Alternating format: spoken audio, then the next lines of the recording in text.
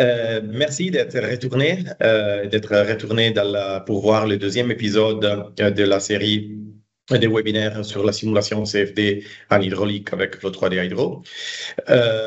Il y a une semaine, Julien, il vous a montré qu'est-ce qu'on peut faire et pourquoi utiliser la simulation CFD dans l'hydraulique. Aujourd'hui, on va entrer dans une phase plus opérative. Je vous rappelle que si vous voulez, la section demande et réponses est active, donc vous pouvez me poser des questions lorsque de la présentation. Je vous donnerai une réponse en forme privée dans la journée et après, on va choisir les questions les plus intéressantes et on va répondre à tout le monde à la fin du dernier épisode. Julien, aujourd'hui, n'est pas là parce qu'il est en congé, mais bon, ce sera moi pour cette fois à faire toute la présentation et lui, il va nous rejoindre à partir de la donc, la semaine dernière, Julien, comme j'avais dit, il vous a introduit la CFD, pourquoi l'utiliser, pourquoi utiliser Fo3D Hydro, avec des exemples pour vous faire comprendre que la CFD, c'est vraiment un instrument très intéressant pour tout le monde qui travaille dans l'hydraulique. Aujourd'hui, on va entrer plus dans les concrets, dans une chose, je pense, aussi plus intéressante. La mise en place du modèle. Donc, on va créer une simulation à partir de zéro au travers de Hydro. On va lancer la simulation et faire un post-traitement de base. Après, la semaine prochaine, on va rendre la simulation un petit peu plus complexe avec des autres modèles physiques, aussi avec des choses sur les maillages et analyser de façon un petit peu plus avancée les résultats. Et finalement, le dernier jour, le 10 septembre, on va optimiser et automatiser la simulation au travers des Flow3DX. Aujourd'hui, c'est celle-ci, le cas que nous allons simuler. Donc, c'est une déversoir de sécurité, des trop-pleins, avec les dimensions qui sont indiquées ici sur la droite. Donc, une hauteur de autour de 11 mètres, une hauteur de la seuil déversant autour de 6 mètres.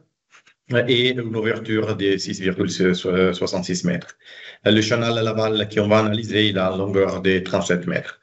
On a une condition qui c'est laquelle qu'on voit déjà dans les post-traitements qu'on voit ici, avec une hauteur de 8,53 mètres, que ça veut dire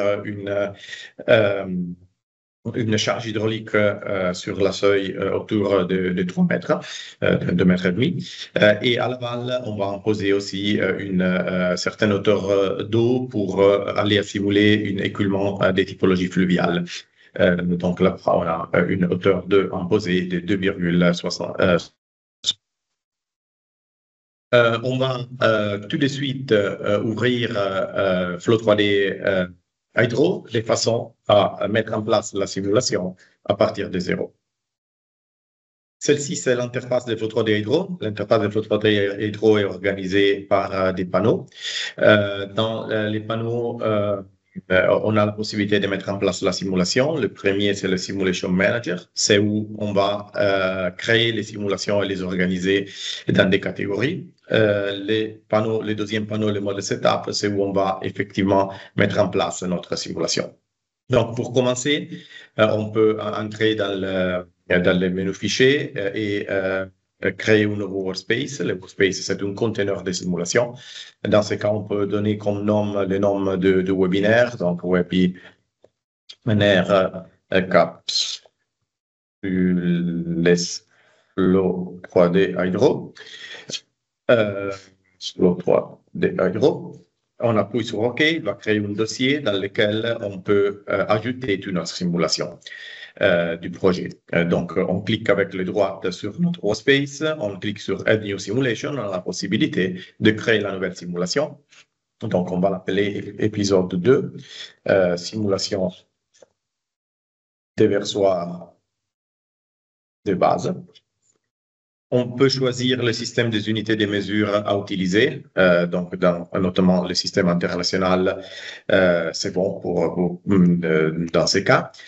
On peut aussi sélectionner la typologie des pressions qu'on veut utiliser, donc une pression relative, gauge, qui nous permet d'avoir la pression atmosphérique en correspondance de la surface livre, mais indiqué comme 0, des pressions négatives si on va au-dessous et des pressions positives si on va au-dessus. Et après, on a la possibilité de choisir un template qui va nous précharger tout un sort de défauts de notre simulation. Notamment, on va choisir dans ce cas le template le plus simple, Free Surface True Off, qui est pour des écoulements transitoires à surface libre. Si on aurait des choses plus complexes, on peut choisir des templates plus complets. Mais dans ce cas, ça suffit lequel de base. On appuie sur OK. Et on a que Flow 3D il va nous créer automatiquement la simulation, qui c'est un conteneur assez vide, mais avec déjà tous les défauts bien en place. Donc, on peut passer au deuxième panneau, le panneau de modèle setup, pour effectivement mettre en place la simulation. Le modèle setup, il est organisé dans plusieurs des panneaux qu'on voit là-bas. Donc global, physique, fluide, qui ce sont toutes les phases qui nous guident à mettre en place la simulation. Donc, il faudra au moins pour la première partie là-bas, passer tous les panneaux pour mettre en place notre simulation. On commence par le premier, le panneau global, dans lequel on va avoir des propriétés globales de notre simulation. En particulier, on voit les unités de mesure qu'on a choisies, la pression qu'on a déjà choisie. On peut, dans les cas où on travaille dans un système géoréférencié, entrer ici les coordonnées de notre système. Dans ce cas, on travaille dans un système local, donc on n'aura pas la nécessité de le faire. Et on a la possibilité de communiquer à Flow 3D, c'est combien le temps qu'on veut simuler. Dans ce cas, 100 secondes, qui c'est le défaut, c'est déjà bon pour notre simulation. Donc, on laisse cette valeur là-bas. Et ici, on a la possibilité d'écrire des détails sur la simulation qu'on veut faire, comme des notes. On peut passer au deuxième panneau. Aussi là, il nous a choisi à partir de notre template l'écoulement surface livre, qui c'est lequel qu'on veut. Et il a déjà activé les deux modèles physiques nécessaires. Donc, le modèle physique de la gravité, avec une direction en Z de moins 9,81 mètres sur seconde carré, qui c'est la valeur de la gravité. Et on a aussi le modèle de viscosité de turbulence qui est déjà activé. Donc, l'écoulement, ça va être visqueuse avec une modèle de turbulence RNG qui c'est pour ce genre de simulation la choix la meilleure. Donc, aussi là-bas, il ne faut rien changer. Et même dans les panneaux de fluide, où on a la possibilité de charger toutes les propriétés des fluides, vu qu'on travaille avec des lots standards, on n'a rien à changer. Donc, l'eau, c'est déjà chargé. Si c'est le cas et on veut changer de fluide, on peut soit changer les propriétés comme la masse volumique, soit la viscosité là-bas, soit le comité thermique si on a aussi de la thermique, soit on peut charger des autres fluides à partir de la bibliothèque. Mais dans ces cas, on veut travailler avec de l'eau et donc ça suffit de laisser les propriétés qu'on a déjà trouvées. Quatrième panneau, là-bas, on entre un petit peu plus dans le détail du setup de notre simulation. Là, on va définir les géométries de notre problème. Donc, on va importer les géométries de l'ouvrage et de la topographie. On peut le faire à partir de différentes typologies de fichiers. Pour ce qui concerne les géométries solides, on utilise des STL. Pour ce qui concerne les topographies, on peut soit utiliser encore des STL, soit utiliser des raster files ou des géotiffs. Si c'est le cas et on a des géométries simples, on peut aussi les créer directement dedans l'interface de Flow 3D Hydro à partir de cet objet-là. Dans ce cas, on avait déjà préparé les géométries, donc on peut appuyer sur Add STL pour les charger. On va créer une première géométrie qui va inclure toutes les parties topographiques. Donc, on clique sur ce bouton STL, après Add. Là-bas, j'avais une dossier, la géométrie, avec toutes les géométries qui nous servent, qui ont été créées à partir du CAO. Et en particulier, dans la première géométrie de la topographie, j'avais divisé les géométries en trois. Et donc, on a la géométrie qui s'appelle embarquement, riverbed et riverbed. On appuie sur ouvrir pour ouvrir la simulation. On va lui dire qu'on est dans un système pas géoréférencié, mais local. Donc, il ne faut pas mettre les coordonnées géoréférenciées. Et on appuie sur OK. Il va nous demander une norme pour cet conteneur de géométrie. Dans ce cas, c'est la topographie pour le canal. Donc, on peut mettre les normes qu'on veut. Et on voit apparaître à l'interface graphique la géométrie de notre objet. Comme je disais, c'est composé par trois parties, 1, 2 et 3. Mais toutes les géométries, ils seront mis dans un objet unique automatiquement par photoine. Après, on a la possibilité d'ajouter les barrages. Il faut ajouter les barrages. Aussi, les barrages, c'est un objet défini en STL. Donc, on peut cliquer encore sur STL, New Component, parce qu'on veut voir le barrage d'une composante séparée, parce que, par exemple, la rugosité du barrage, c'est différent par rapport à laquelle de la topographie. On appuie sur Add et on va encore entrer dans le dossier de géométrie que j'avais préparé et sélectionner le barrage. Vous voyez. On clique sur Ouvre, on est encore en local, on appuie sur OK, on va nous demander les noms, on va donner comme nom barrage. Et on appuie sur OK encore. Et voici la géométrie complètement importée dans Flow 3D. Donc, on a l'ouvrage dans la simulation. Il faut seulement donner les caractéristiques des rugosités. Donc, on va sélectionner la topographie. Et dans les propriétés de surface, on a la possibilité de donner une certaine rugosité en termes absolus. Pour ce qui concerne la topographie, on peut commencer avec quelque chose autour de 3 cm. Pour ce qui concerne les barrages, même chose, c'est du béton, donc c'est moins rugose, donc on peut mettre quelque chose autour de 3 mm. Et comme ça, la rugosité, ça va être appliquée de façon différenciée entre le barrage et la topographie. On passe au cinquième panneau, vu qu'on a défini la géométrie, que c'est le panneau du maillage. Dans Flow 3D Hydro, le maillage, c'est un maillage cartésien orthogonal dans lequel les géométries ils sont interprétées et les fluides dans lesquels les fluides se déplacent au travers la résolution des équations au volume fini. Pour créer le maillage, c'est très simple, ça suffit d'appuyer sur cette petite bouton plus. On peut soit spécifier nous les dimensions de notre bloc, soit les faire calculer directement par Flow 3D à partir des géométries. Avec cette option Fit to Geometry, il va créer un bloc de maillage tout autour de notre géométrie. Et c'est ce qu'on veut. On peut aussi donner une taille de cellules. Pour ce cas d'exemple, pour pouvoir faire la simulation assez vite, on va faire des cellules de 0,4 mètres, que ça suffit, comme nous voyons. Après, pour avoir des simulations avec une qualité plus élevée, on pourra raffiner un petit peu le maillage et on voyera ça dans le prochain épisode. On appuie sur OK. Le maillage, il est créé. C'est la boîte en vert qu'on voit là. Et on peut aussi visualiser les cellules avec ce bouton là-bas, Show Mesh Grid Lines. Donc, celle-ci, ça va être le maillage de calcul qu'il va utiliser. Et on a aussi un instrument qui s'appelle Power pour vérifier que le maillage soit bien efficace pour représenter notre géométrie. On appuie sur ce bouton Power and Generate. Il va lancer à l'arrière le calcul. Voilà la géométrie. Donc, on voit bien que la géométrie, elle est bien interceptée par notre maillage. Et donc, ça suffit pour commencer à utiliser un maillage comme ça pour lancer notre simulation. On passe maintenant à définir les conditions à la limite. On peut aussi les voir de façon graphique à ce bouton. On veut définir l'entrée et la sortie du fluide. Donc, pour l'entrée du fluide, on se déplace dans cette zone, qui c'est la condition à la limite en X minimal. Et on va imposer une certaine hauteur 2, qui s'est définie au travers d'une condition des typologies pression, avec une certaine élévation 2 de 8,53 mètres, comme on avait dit. Et pour la sortie, on se déplace par contre dans la condition X max, encore en condition de pression, on avait dit un écoulement fluvial avec une hauteur imposée de 2,79 mètres pour imposer la sortie.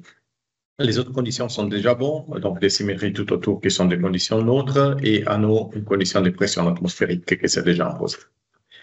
Il nous reste seulement à définir les conditions initiales. Donc, on va mettre de l'eau dans la simulation jusqu'à l'auteur de notre condition de la sortie. Pour le faire, on appuie sur le bouton initial. On utilise une initialisation avec une certaine hauteur 2 et on va mettre encore 2,79 mètres. Et on voit que de l'eau, elle va être introduite à l'instant initial jusqu'à l'auteur qui nous avons spécifié. Le setup de la simulation est terminé. On peut sélectionner ici dans les outputs qu'on veut enregistrer. Les défauts, ce sont déjà bons, donc on va extraire des vitesses, des pressions. Et ici, on peut spécifier, dans ce cas, on va laisser les valeurs de défaut, le pas de temps dans lequel est enregistré les résultats. Par défaut, il va le faire chaque 1/100 du temps final de la simulation. Le temps final, c'est 100 secondes, donc on aura un résultat chaque 1 seconde de simulation. Et on va ajouter aussi les nouveaux formats de résultats pour avoir un petit peu plus d'efficacité dans la visualisation des résultats. C'est tout. On peut lancer la simulation. Comme vous avez vu, dans 10 minutes, on a fait le setup. On peut lancer directement la simulation, Run Simulation Local, pour le faire. Il va lancer la simulation. Tout de suite dans mon ordinateur. Ici, on voit les messages qui vont apparaître. Ici, il y aura des graphiques qui vont apparaître, qui vont monitorer la simulation pendant le temps. Donc, il nous permet de voir comment la simulation est en train de marcher dans le temps. La simulation, elle est assez vite, cette simulation. Ça tourne dans 5 minutes dans mon ordinateur, qui est un petit ordinateur portable. Mais vu qu'on ne peut pas attendre 5 minutes pour voir les résultats, j'avais déjà lancé la simulation avant du webinaire ici. On peut voir qu'ici, il y a tous les graphiques qu'il a composés, mais en particulier, on peut commencer directement à ouvrir le fichier des résultats de la simulation. Donc, c'est exactement la même simulation qu'on a fait, celle-ci, qui tourne, comme je disais, dans 5 minutes, mais j'ai déjà les résultats pour être plus vite aujourd'hui. Donc, pour visualiser les résultats de façon plus efficace, la chose la meilleure, c'est d'ouvrir les fichiers de post-traitement des flots 3D, qui s'appelle Flow 3D Post. Ici, j'avais déjà chargé le fichier de résultats. Quand on ouvre le logiciel, on a la possibilité avec Open de choisir le fichier de résultats. Et j'avais ouvert le fichier de résultats de la simulation. Ce qu'il charge automatiquement, c'est ce qu'on voit là-bas, donc le fluide coloré avec la pression au temps final. Pour voir mieux le résultat, qu'est-ce qu'on peut faire? On peut ajouter des éléments. Donc, dans la liste là-bas, on a par exemple la possibilité d'ajouter le terrain, d'ajouter le parage. On peut changer les couleurs. En particulier, peut-être qu'on n'est pas intéressé à analyser la pression du fluide, mais à notre variable, comme par exemple la vitesse. Et on peut choisir là-bas vitesse et on voit la vitesse apparaître. On peut jouer aussi avec les transparences et après, dans les détails, nous verrons la prochaine fois comment on peut faire des coupes dedans et analyser de façon plus détaillée la solution. Mais en tout cas, déjà ici, avec une simulation mise en place en 10 minutes, chargée dans l'interface de post-traitement, changer la couleur. On peut appuyer par exemple sur Play et voir l'évolution de notre écoulement dans le temps. Donc là-bas, on voit le temps qui passe et notre écoulement qui se développe. Donc, de façon base, on a une possibilité vraiment vite d'avoir un premier résultat de notre simulation dans un temps vraiment réduit. Ici, on va avoir encore dans l'interface de Flow 3D Hydro. On voit que la simulation, dans 2 minutes et 47, à partir du moment que je l'ai lancée, elle est arrivée à peu près à 50%. Donc, dans 5 minutes, elle va terminer. Donc, pour aujourd'hui, pour ce qui concerne les étapes, les post-traitements, vu qu'on n'a que 15 minutes, vingtaine de minutes, c'est tout. On a vu comment mettre en place la simulation, comment la lancer et comment visualiser les résultats de façon vite. La semaine prochaine, qu'est-ce qu'on va faire? On va rendre les modèles plus complexes. On va ajouter des modèles physiques, en particulier les modèles d'air entraîné et d'érosion. On va les ajouter de façon à simuler aussi l'air entraîné par l'écoulement et l'érosion sur la couche de fond de notre ouvrage. On va aussi raffiner les maillages et voir un petit peu de post-traitement plus avancé pour faire des beaux rendus comme lesquels qu'on voit ici, faire des coupes comme lesquelles qu'on voit sur le milieu de cet ouvrage et aussi, par exemple, des lignes de courant. Et la semaine suivante, on va optimiser et automatiser tout ça avec Flow 3D X. Donc, merci pour être venu et pour être resté ici avec moi aujourd'hui pour voir qu'est-ce qu'on peut faire avec Flow 3D Hydro. J'espère que la présentation, même si vite, c'était assez clair et qu'il vous a donné une idée de comment c'est facile mettre en place des simulations de façon opérative avec Flow 3D Hydro. Si vous avez des autres questions que vous n'avez pas posées dans le demande et réponse, n'hésitez pas à écrire à moi ou à mon collègue Julien et aussi à nous ajouter sur LinkedIn. Ne ratez pas les prochains épisodes la semaine prochaine pour voir qu'est-ce qu'on peut faire encore plus dans les détails de la simulation. Et merci. Merci encore pour être venu et à très bientôt. Bonne journée à tout le monde et au revoir.